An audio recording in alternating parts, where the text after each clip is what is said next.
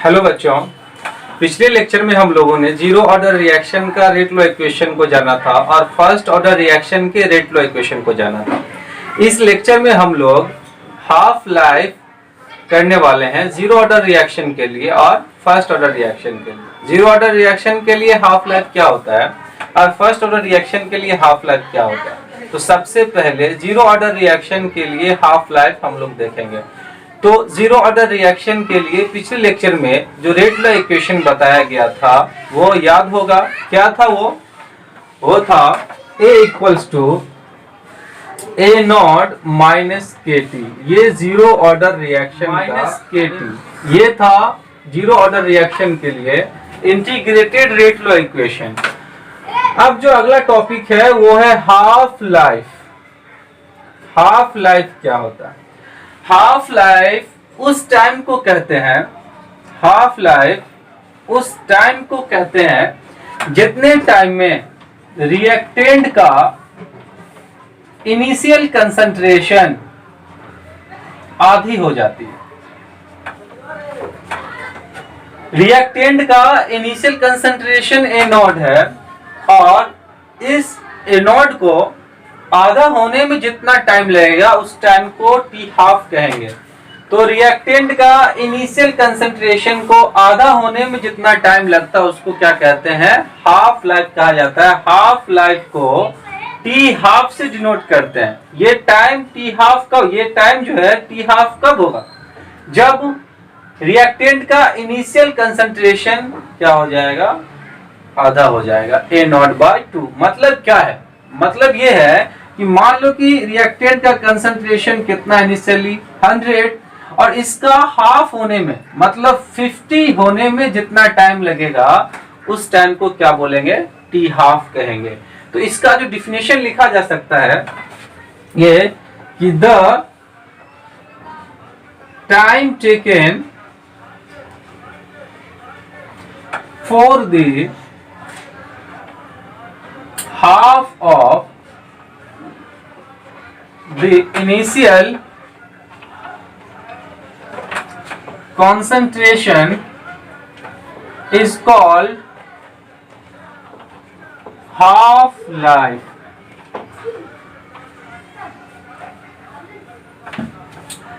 मतलब क्या है? इनिशियल कंसंट्रेशन को आधा होने में जितना टाइम लगता है उस टाइम को T हाफ कहते हैं, हाफ लाइफ कहते हैं। या इसका दूसरा जो डिफिनेशन लिखा जा सकता है वो क्या है?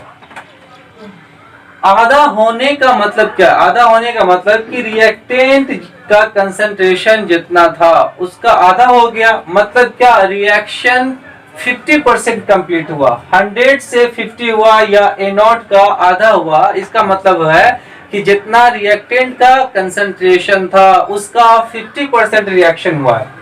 तो ये भी कहा जा सकता है दूसरा डिफिनेशन, हाफ लाइफ उस टाइम को कहते हैं जिसमें रिएक्शन 50% कंप्लीट होता है। कितना? 50% कंप्लीट होता है उस टाइम को क्या कहते हैं? हाफ लाइफ कहा जाता है। और अगर इसके बाद अगर हाफ लाइफ को कैलकुलेट किया जाए, half life of zero order reaction, zero order reaction के लिए हाफ लाइफ का वैल्यू क्या होगा? तो इंटीग्रेटेड रेट लॉ इक्वेशन क्या निकला था? A equals to A not minus KT। अब देखो ये रिमेनिंग कंसंट्रेशन है और ये इनिशियल कंसंट्रेशन है। इनिशियल कंसंट्रेशन A नॉट और A नॉट हाफ लाइफ अगर हम पढ़ रहे हैं तो ये A नॉट किस में कन्वर्ट हो जाता है? A नॉट बाय 2 में। तो फाइनल कंसंट्रेशन यहाँ पे क्या हो जाएगा? A not by 2, A not minus K। अब ये T नहीं रहा। जब इनिशियल कंसंट्रेशन आधा हो गया तो ये टाइम भी क्या हो जाएगा? T हाफ हो जाएगा। अगर इसको कैलकुलेट किया जाए तरीके से तो ये माइनस में इस साइड आएगा तो किस में हो जाएगा? K into T half equals to A not minus A not by 2। तो ये निकल जाएगा K into T half equals to 2a0 minus a0/2। आगे क्या होगा, आगे हो जाएगा k into T half equals to 2a0 minus a0/2 T half a0/2। ये मल्टीप्लाई में इधर गया तो किस में हो जाएगा, डिवाइड में। तो जीरो ऑर्डर रिएक्शन के लिए टी हाफ का वैल्यू कितना निकला, a0/2 के, a0/2 के। तो ये रिलेशन किसको, ये k कांस्टेंट है, 2 भी कांस्टेंट है, a0 क्या है, इनिशियल कंसंट्रेशन है। तो जीरो ऑर्डर रिएक्शन में हाफ लाइफ जो होता है वो रिएक्टेंट के इनिशियल कंसंट्रेशन पे डिपेंड करता है। कैसा रिलेशन है यहाँ पे, तो half life directly proportional to है किसके, initial concentration. Zero order reaction में हाफ लाइफ डायरेक्टली प्रोपोर्शनल होता है, directly proportional to the initial concentration.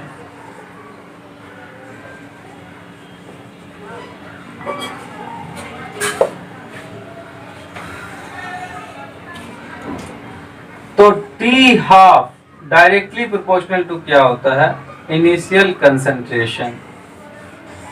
मतलब इनिशियल कंसंट्रेशन जितना बढ़ाया जाएगा हाफ लाइफ उतना बढ़ेगा, इनिशियल कंसंट्रेशन जितना कम लेंगे उसका हाफ लाइफ उतना कम होगा। किसमें, जीरो ऑर्डर रिएक्शन में। तो यहां से ये पता चल सकता है, अगर रिलेशन ऐसा दिया हुआ है कि half life directly proportional to है concentration of reactant, initial concentration of reactant, तो बताना है किस ऑर्डर का ये किस ऑर्डर को रिप्रेजेंट करता है। तो half life directly proportional to होता है a0 के इनिशियल कंसंट्रेशन के, सिर्फ और सिर्फ जीरो ऑर्डर रिएक्शन में होता है। तो इससे पता चल जाएगा कि ये कौन सा रिएक्शन है, जीरो ऑर्डर रिएक्शन है। मैं फिर से एक बार और रिपीट कर देता हूँ। रेट फ्लो इक्वेशन क्या होता है, a equals to a0 minus kt। Half life किसको कहते हैं, तो उस टाइम को हाफ लाइफ कहते हैं जितने टाइम में रिएक्टेंट का इनिशियल कंसंट्रेशन क्या हो जाएगी, आधी हो जाएगी। तो the time taken for the half the initial concentration is called half life. Initial concentration का आधा होने में जितना टाइम लगता है उसको क्या बोलते हैं, हाफ लाइफ कहा जाता है। या फिर ये कह सकते हो कि जितने टाइम में रिएक्शन 50% कंप्लीट हो जाता है उस टाइम को हाफ लाइफ कहते हैं। Half life of zero order reaction, तो जीरो ऑर्डर रिएक्शन के लिए हाफ लाइफ क्या होता है, तो rate law equation a equals to a0 minus kt। a का वैल्यू क्या होगा, सिंपल सी बात है, पहले इनिशियल था, फाइनल कितना हो गया, आधा हो गया, हाफ लाइफ कर रहे हैं तो a का वैल्यू हो जाएगा a0/2। इनिशियल कंसंट्रेशन a0 है minus k into T half. ये टाइम किससे बदल जाएगा, हाफ लाइफ में, क्योंकि इनिशियल कंसंट्रेशन हाफ हो गया। अब इसको तरीके से सॉल्व करोगे तो क्या हो जाएगा, हाफ लाइफ a0/2 के, और half life zero order reaction में क्या होता है, डायरेक्टली प्रोपोर्शनल होता है इनिशियल कंसंट्रेशन के। इसका मतलब ये हुआ कि जितना इनिशियल कंसंट्रेशन लेंगे उतना ज्यादा ही हाफ लाइफ होगा, कम लेंगे तो हाफ लाइफ का वैल्यू भी क्या होगा, डिक्रीज करेगा। हाफ लाइफ और इनिशियल कंसंट्रेशन के बीच अगर ग्राफ देखा जाए तो क्या ग्राफ बनेगा, ये half life zero order reaction है, हाफ लाइफ और इनिशियल कंसंट्रेशन के बीच अगर ग्राफ देखा जाए तो क्या हो जाएगा, तो इसका पावर कुछ नहीं तो 1, यहाँ पावर कुछ नहीं तो क्या है 1। तो इसका ग्राफ कैसा बनेगा, स्ट्रेट लाइन बनेगा। मतलब ये बढ़ रहा है तो ये भी इंक्रीज करेगा। तो ये ग्राफ हाफ लाइफ और इनिशियल कंसंट्रेशन के बीच का ग्राफ है। ये zero order reaction equal amount drops equal interval of time, equal time में इक्वल अमाउंट ड्रॉप्स होता है, इसमें जीरो ऑर्डर रिएक्शन में क्या है मतलब, तो इसको एक क्वेश्चन से समझने की कोशिश करते हैं हम। क्वेश्चन ये है कि रिएक्टेंट का इनिशियल कंसंट्रेशन 100 है और क्वेश्चन ये कह रहा है कि इनिशियल कंसंट्रेशन 100 है, 100 से 90 होने में 5 मिनट लगता है। इनिशियल कंसंट्रेशन जो रिएक्टेंट का 100 उससे 90 होने में कितना मिनट लगता है, 5 मिनट लगता है। तो बताना है कि रिएक्शन कितने देर में कंप्लीट हो जाएगा, रिएक्शन कंप्लीट होने में कितना टाइम लगेगा। क्वेश्चन ये है, फिर से सुनो। 100 से कंसंट्रेशन जो है 5 मिनट में 90 हो जा रहा है, 100 से 5 मिनट में 90 हो जा रहा है, तो रिएक्शन को कंप्लीट होने में कितना टाइम लगेगा, कितना वक्त लगेगा रिएक्शन को कंप्लीट होने में। तो रिएक्शन को कंप्लीट होने का क्या मतलब है, रिएक्शन कंप्लीट होने का मतलब है कि रिएक्टेंट का इनिशियल कंसंट्रेशन या अमाउंट जितना यूज किया गया है, जितना लिया गया है, वो सारा का सारा क्या होना चाहिए, प्रोडक्ट में कन्वर्ट हो जाना चाहिए, और यह सारा का सारा क्या खत्म हो जाना चाहिए, कंज्यूम हो जाना चाहिए। मतलब क्या, रिएक्टेंट का फाइनल कंसंट्रेशन कितना बचना चाहिए, 0। जब सारा रिएक्टेंट का कंसंट्रेशन रिएक्ट करके प्रोडक्ट में कन्वर्ट हो जाएगा तो फाइनल कंसंट्रेशन कितना, 0। तो रिएक्शन कितना देर में कंप्लीट होगा, मतलब 100 रिएक्टेंट का इनिशियल कंसंट्रेशन है, उसको 0 होने में कितना टाइम लगेगा। तो यहाँ जो लिखा हुआ है, in a zero order reaction equal amount drops equal time में इक्वल अमाउंट ड्रॉप करता है। तो यहाँ देखना है हमको कहाँ पहुंचना है, 0 पे। तो ये रिएक्टेंट का इनिशियल कंसंट्रेशन 100 से 5 मिनट में 90 हो गया। कितना का ड्रॉप आया यहाँ पे, 100 से 90 में 10 का ड्रॉप आया। तो यही तो है, इक्वल टाइम में इक्वल ड्रॉप करेगा। फिर से 5 मिनट में कितना ड्रॉप करने वाला, 10। तो 90 से कितना हो जाएगा, 80। फिर कितना का ड्रॉप हुआ, 10 का ड्रॉप। फिर से अगले 5 मिनट में कितना ड्रॉप करेगा, 10, मतलब 70। फिर से अगले 5 मिनट में कितना ड्रॉप करेगा, 10, क्या हो जाएगा, 60। फिर से 5 मिनट में क्या हो जाएगा, 50। फिर से 5 मिनट में क्या हो जाएगा, 40। और फिर से 5 मिनट में क्या हो जाएगा, 30। नेक्स्ट 20। 5 मिनट में कितना, 10। और फिर से अगले 5 मिनट में कितना हो जाएगा, 0। ड्रॉप करने का मतलब क्या, रिएक्टेंट का कंसंट्रेशन डिक्रीज कर रहा है। पहले जो है 100 था इनिशियल कंसंट्रेशन और 5 मिनट में 90, ये हिंट्स दिया हुआ था कि 100 से 5 मिनट में 90 हो रहा है, तो रिएक्शन कितना देर में कंप्लीट होगा, कितना टाइम में कंप्लीट हो जाए। कंप्लीट होने का मतलब ये रिएक्टेंट जो है, रिएक्टेंट का अमाउंट 100 वो खत्म हो जाना चाहिए, मतलब 0 होना चाहिए।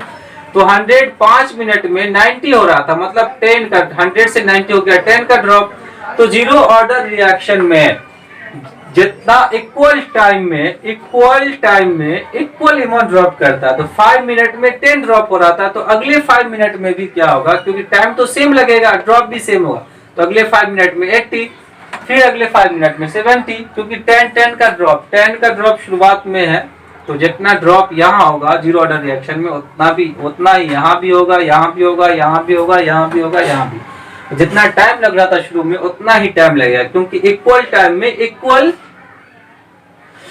इंटरवल क्या है, इक्वल टाइम में इक्वल अमाउंट डिक्रीज कर रहा है, ड्रॉप करवाना है। तो कितना टाइम लगेगा, टोटल टाइम कितना हुआ, रिएक्शन कंप्लीट कितना टाइम में हो जाएगा, तो 1 2 3 4 5 6 7 8 9 10, यानी 5 मिनट कितना हो जाएगा, 50 मिनट में रिएक्शन क्या हो जाएगा, कंप्लीट हो जाएगा। 50 मिनट्स में रिएक्शन क्या हो जाएगा, कंप्लीट हो जाएगा। 100 से 90 होने में 5 मिनट, तो 100 से 0 होने में कितना मिनट्स, 50 मिनट्स। बात आ गई समझ में। तो जीरो ऑर्डर रिएक्शन में इक्वल अमाउंट, मतलब बराबर समय में बराबर अमाउंट को क्या करना है, डिक्रीज करवाना। ये हिंट शुरू में दिया रहेगा। मान लेते हैं एक और एग्जांपल, 100 से 80 होने में 10 मिनट्स लगता है, तो रिएक्शन जो है 100 से 20 होने में कितना टाइम लगेगा, 100 से 20 होने में कितना, तो शुरू में कितना का ड्रॉप आ रहा है, 20 का ड्रॉप आ रहा है, तो जीरो ऑर्डर रिएक्शन तो यही कह रहा है, बराबर टाइम में बराबर ड्रॉप होगा, फिर से आगे 20 का ड्रॉप होगा, इक्वल टाइम में 10 मिनट में 80 से 20 60, अब 60 से 10 मिनट में इक्वल ड्रॉप कितना 40, फिर से अगले 10 मिनट में कितना 20। हमको तो यही चाहिए था। 100 से 20 जाने में यानी 80% रिएक्शन करवाने में कितना टाइम लगेगा। तो यहाँ 20 का ड्रॉप, यहाँ भी 20, यहाँ भी 20 और यहाँ भी 20 का ड्रॉप, तो टोटल टाइम कितना हो जाएगा, टोटल टाइम हो जाएगा 100 से 20 होने में 10 10 10 10 कितना हो जाएगा 40 मिनट्स। तो हम लोग करने वाले हैं half life of first order reaction. First order reaction के लिए हाफ लाइफ क्या होता है। तो फर्स्ट ऑर्डर रिएक्शन के लिए इंटीग्रेटेड रेट लॉ इक्वेशन क्या था, K equals to 2.303 log A not by A by T। ये integrated rate law equation first order reaction के लिए था, K equals to 2.303 log A not by A by time. तो इसका अगर half life निकाला जाए तो हाफ लाइफ क्या होता है, उस टाइम को हाफ लाइफ कहते हैं जिस टाइम में रिएक्टेंट का कंसंट्रेशन कितना होता है, आधी हो जाती है। रिएक्टेंट का कंसंट्रेशन जिस टाइम में आधी होती है उस टाइम को क्या कहते हैं, हाफ लाइफ कहते हैं। सिंपल है, इक्वेशन में पुट करो, K इक्वल्स टू क्या है 2.303 log A not by A by T। तो K equals 2.303 log initial concentration कितना A नॉट, फाइनल कंसेंट्रेशन पहले इनिशियल इतना था, हाफ लाइफ पर रहे हैं तो इसका आधा हो जाएगा कितना A नॉट बाय 2। तो ये A रिमेनिंग कंसेंट्रेशन है, मतलब आधा होने कितना बचा A नॉट बाय 2 बार। अब जब हम remaining concentration A not by 2 use कर लेते हैं तो ये टाइम किस में बदल जाता है 1/2 में, T हाफ को इधर ले आओ, T 1/2 equals to 2.303 log A not से A नॉट कैंसिल, ये 2 नीचे कहाँ चला जाएगा, ऊपर चला जाएगा तो हो जाएगा log 2 और नीचे ये K आ जाएगा। इससे आगे अगर प्रोसेस किया जाए तो क्या है यहाँ पे, T half equals to 2.0303 log 2 log 2 का वैल्यू पुट कर देते हैं। log 2 का वैल्यू कितना होता है, मैंने बताया था कितना 0.3, नीचे क्या है K, और इसको तरीके से सॉल्व करोगे तो कितना आ जाएगा 0.693 बाय K। तो फर्स्ट ऑर्डर रिएक्शन में हाफ लाइफ जो होता है कितना होता है 0.693 by K। First order reaction के लिए हाफ लाइफ कितना होता है 0.693 by K। Zero order reaction में हाफ लाइफ जो था वो इनिशियल कंसंट्रेशन पे डिपेंड कर रहा था, लेकिन फर्स्ट ऑर्डर रिएक्शन में हाफ लाइफ क्या है, इनिशियल कंसंट्रेशन पे डिपेंड नहीं कर रहा है। क्या है, ये भी कांस्टेंट है और ये भी कांस्टेंट है। तो हम ये कह सकते हैं यहाँ पे कि in first order reaction, in first order reaction half life do not depends upon initial concentration।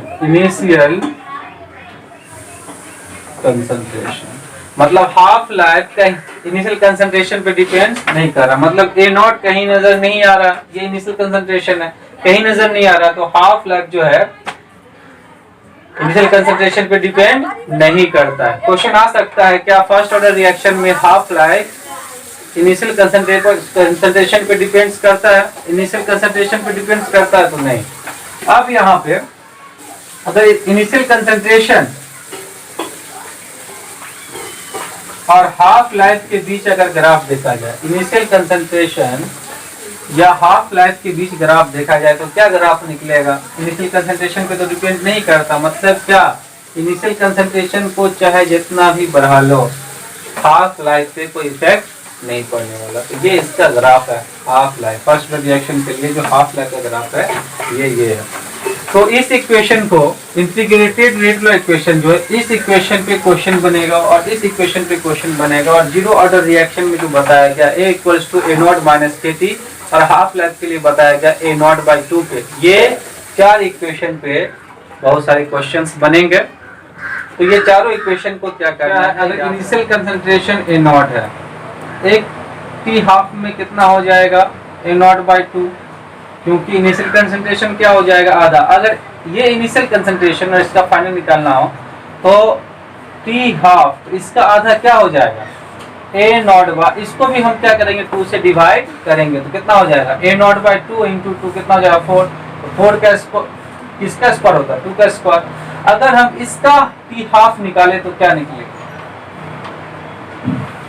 तो अगर एक T हाफ लगा A नॉट बाई 2, दूसरा T हाफ में कितना हो गया A नॉट बाई 2 स्क्वायर, तीसरे T हाफ में क्या हो जाएगा A नॉट बाई 8, मतलब 4 यहाँ पे है, 2 से डिवाइड करना है, इसको आधा करना तो कितना 8 होगा, 8 का कितना हो जाएगा 2 का पावर 3।